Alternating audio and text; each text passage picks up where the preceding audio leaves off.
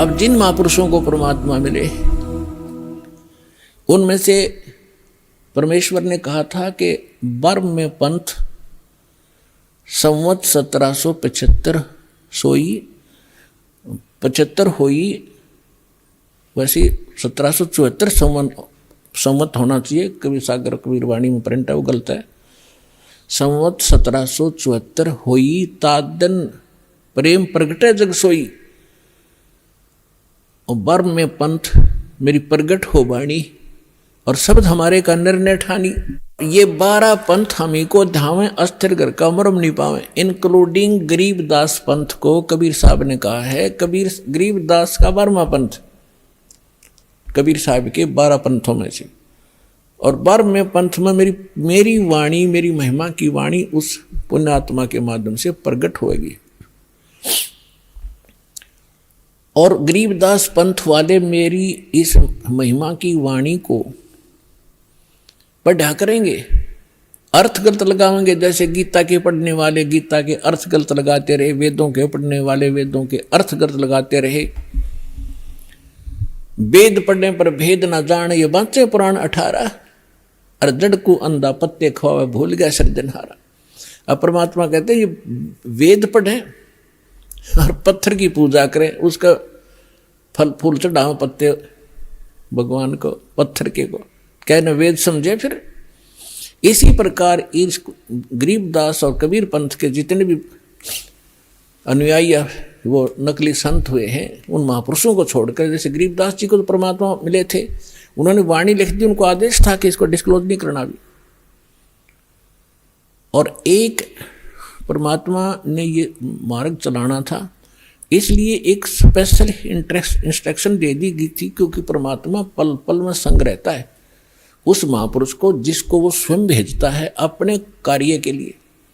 तो गरीबदास जी को जब अंत समय में एक शीतल दास नाम का भगत था, जिसका गांव बराना जिला झज्जर में उनका आश्रम था। गरीबदास जी के बाद वो, वैसे तो और भी बहुत शेष थे गरीबदास जी के, लेकिन वो उसको स्पेशल आदेश दिया था कि ये मंत्र तू जाप कर बताना नहीं, केवल मरते समय, शरीर छोड़ते समय एक ही अपने शिष्य को बताना, उसको प्रतिज्ञा करा देना, वो भी ऐसे ही चले। तो ये नाम मेरे दादा गुरुजी ने मेरे गुरुजी को बताया। दादा गुरुजी के, मेरे गुरुजी के साथ उनका जो गुरु भाई थे दास, उनसे भी मिला था। मेरे दादा गुरुजी का आश्रम है गांव गोपालपुर, खरखोदा तहसील, जिला सोनीपत, हरियाणा में। वहां जब मैं गया, उनसे डिस्कस हुई, उनसे नाम के बारे में जिक्र हुआ, तो वो नाम क्या बता रहे थे, उनके शिष्य भी यही बता रहे थे कि हमें नाम दे रखा है ओम नमो भगवते वासुदेवाय, और श्री कृष्ण की मूर्ति ला रहे। तो पुण्यात्माओं, आप विश्वास करना, परमात्मा जिस प्रकार से भक्ति को छुपा कर कैसे गुप्त रास्ते से निकाल कर आप तक लाए हैं, काल के दूतों का हाथ नहीं लगने दिया दाता ने। तो मेरे गुरुजी के पास को ही उन्होंने बताया था, और मेरे गुरुजी ने इस दास के अतिरिक्त इनके लाखों शिष्य थे, किसी को शिष्य संत भी बने हुए थे, लाल कपड़े धारण भी किए हुए थे, उनके साथ रह रहे थे, उनको भी ये मंत्र नहीं बताया था। ये दास के ऊपर रजा की थी। और इसका ये प्रमाण आप देख भी रहे हो कि नानक साहिब जी ने किसी भी सिख को, क्या वो हितैषी नहीं थे, लेकिन वो दृढ़ भक्त थे कि यदि आज मैंने इसको डिस्क्लोज कर दिया, दृढ़ कर दिए, तो नकली पंथ चलेंगे, ये भी ये नाम दिया करेंगे आने वाले समय में। ये अधिकारी के बगैर ये कार्य नहीं कर सकते। जैसे अभी आपको बताया, इस दास के अतिरिक्त विश्व में इन मंत्रों के देने का कोई अधिकारी नहीं है। और डुप्लीकेट आप चाहे पासपोर्ट बनवा लो, चाहे लाइसेंस बनवा लो, जब जिसकी आवश्यकता पड़ेगी, जब पता चलेगा, तो उसमें बहुत देर हो चुकी होगी। कब पता चलेगा? जब आप संसार छोड़ कर जाओगे और धर्मराज के दरबार में जब ये डुप्लीकेट लाइसेंस दिखाओगे, मैंने उस गुरु से नाम ले रखा था, ये पासपोर्ट दिखाओगे, आप भी दोषी और बनाने वाले की भी गर्दन वहीं पकड़ी जाएगी। तो उसमें से डर के दास की प्रार्थना इन साधु संत फकीरों से जो गुरु बने बैठे हैं, ठीक है उनका उद्देश्य भले ही अच्छा होगा, लेकिन वो परिचित नहीं है, कुमार्ग पर जा रहे हैं, स्वयं भी वापस आवें, अपने शिष्यों से भी कह दें कि ज्ञान हमारा ठीक नहीं है, वास्तव में ठीक नहीं है, नहीं तो जनता को तो पता लगेगा। ऐसा कहने से ये संत अब बाहर मुक्त हो जाएंगे, जो आज गुरु बने बैठे हैं, झूठे पासपोर्ट बना रहे हैं, अंत में इनको बड़ी भयंकर मार पड़ेगी। दास इनके हित में कह रहा है, कोई इनका दुश्मन नहीं, एक मित्र के रूप में काम कर रहा हूं सबके। आज भले इनको क्योंकि अपने स्वार्थ से गलत लगता हो, जैसे गोरखनाथ जी को परमात्मा मिले थे, गोरखनाथ जी ये आजकल के तो कोई संत नहीं है जिनको हम संत माना करते थे। गोरखनाथ जी में इतनी शक्ति थी, एक पहाड़ को सोना बना दिया था अपने वचन से, सोना, सोने का, स्वर्ण, गोल्ड का, और अपने गुरु मच्छंद्र नाथ के उसका 100 फूंक दिया था, उसकी अस्थि इकट्ठी करके और उसको अपने वचन से शरीर बना दिया था, और वो आत्मा मच्छंद्र नाथ की फिर उसमें प्रवेश कर दी थी, और फिर भी बोला हुआ था, फिर भी मोक्ष नहीं था उसका।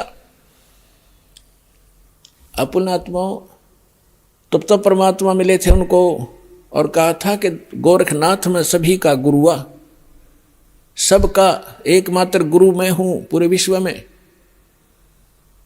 ये संत भाषा है, क्योंकि ये पद्य भाग के अंदर शब्दों में अपने राग के अनुसार बोला जाता है। कहा कि गोरखनाथ में सबन का गुरुआ।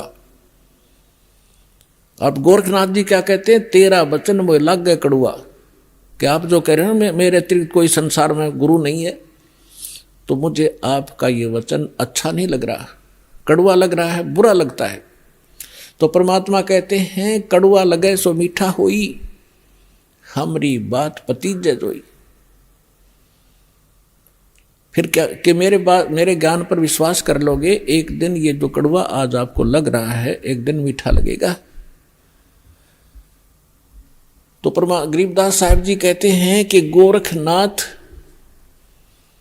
सिद्धि में भूल्या, और टूणे टामण हंड फूल्या। मुर्दे तक जीवित करना, सोने पहाड़ को सोने में परिवर्तित कर देना, ये तो टूणा टामण बताया यथार्थ भक्ति की तुलना में। और ये सिद्धियां दिखाकर, जैसे अगस्त ऋषि ने समुद्र पी लिया एक के घूंट में, 7 समुद्र खाली कर दिए। पुण्यात्मा आज की विज्ञान करके दिखाओ इन्हें। और जो आध्यात्मिक शक्ति है उसके तुलना में ये जो भौतिक विज्ञान तो पाश्यंग भी नहीं है। लेकिन उन्होंने वो विज्ञान का दुरुपयोग किया, अध्यात्म विज्ञान का। अब ये भी दुरुपयोग कर रहे हैं परमाणु वगैरह बना करके। तो उन्होंने भी ऐसे ही परमाणु बनाए थे, इन सिद्धियां प्राप्त करके लोगों को तमाशा ड्रामा दिखा के अपने साथ लगा लिया और अपने आप में यह प्रभु पा किए। तो गोरखनाथ के विषय में कहा कि गोरखनाथ सिद्धि में भूल्या, भगवान भूल गया, उसी से अपने आप को बहुत बड़ा महापुरुष मान लिया, और टूणे टामण हंड फूल्या।